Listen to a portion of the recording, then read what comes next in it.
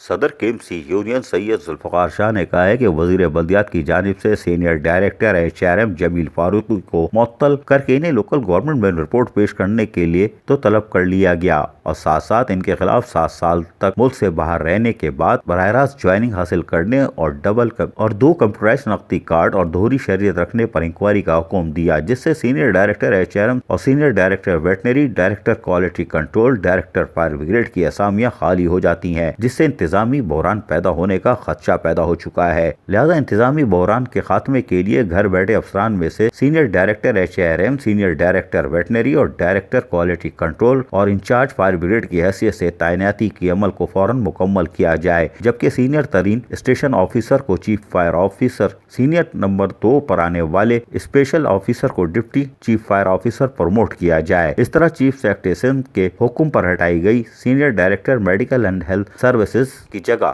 تعینات کردہ ڈاکٹر بیربل کو سینئر ڈائریکٹر کا چارج دیا جائے۔ انہوں نے مزید کہا کہ میٹروپولیٹن کمشنر KMC کے پرسنل اکاؤنٹ آفیسر اور حکومت سندھ کے انتظامی سربراہ ہیں، لہٰذا وہ اپنے اختیارات کا استعمال کرتے ہوئے KMC میں انتظامی بحران کا خاتمہ کریں، جبکہ پینشن کے شعبے کو بھی آپریشنل کیا جائے تاکہ ریٹائر ملازمین اور وفات یافتہ ملازمین کے لواحقین اپنے کیسز کو فائنل کروا سکے۔ انہوں نے کہا کہ سجن یونین نے ادارے کو ہمیشہ سیاست سے پاک کیا ہے اور ملازمین کی عزت و نفس کی بحالی کے لیے جدوجہد کی ہے۔ KMC کے پیرول پر موجود تمام ملازمین کے مسائل کو ترجیحی بنیادوں پر حل کروانے میں سجن یونین نے ماضی میں بھی اپنا کردار ادا کیا ہے، لیکن حیران کن طور پر میٹروپولیٹن کمشنر اہم عہدوں پر تعیناتی جیسے عمل سے بھی گریز کرتے دکھائی دے رہے ہیں۔ بلدیہ عظمیٰ کراچی کے میٹروپولیٹن کمشنر کی پراسرار خاموشی بھی معنی خیز ہے۔ عزیز عارف، KBS بلدیاتی نیوز کراچی۔